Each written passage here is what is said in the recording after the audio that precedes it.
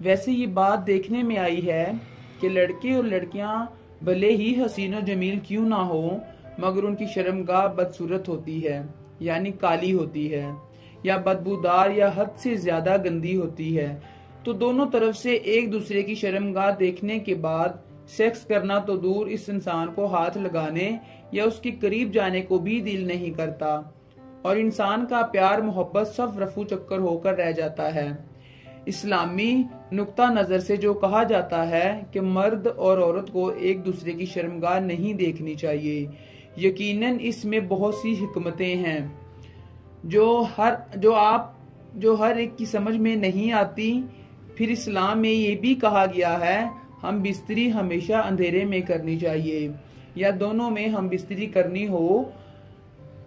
तो भी कमरे की खिड़कियां रोशनदान बंद करके मुनासिब अंधेरा करके हम बिस्तरी करनी चाहिए, ताकि अगर मर्द या औरत के जिस्म पे कहीं कोई जख्म है या कोई बदनुमा दाग है या दोनों की शर्मगाह गंदी और गलीज है तो भी एक मुनासिब अंधेरे की वजह से हम बिस्तरी करते वक्त दोनों का पर्दा और भरम रह जाएगा। अब अक्सर मर्दों को औरत की साफ सुथरी गोरी चिट्टी शर्मगाह देख कर होशियारी और मस्ती चढ़ती है। अब अगर औरत की शर्मगाह काली स्याह बदनुमा हो तो मर्द का दिल खट्टा हो जाएगा और वो औरत से बात बात पे बिला वजह उलझेगा और उससे कतराएगा। और इसी तरह बाज औरतों को मर्द का अज़ू तनासुल मोटा, लंबा और चिट्टा देखकर फुल मस्ती चढ़ती है और वो हम बिस्तरी करने को तैयार हो जाती हैं। अब अगर मर्द का अज़ू छोटा, पतला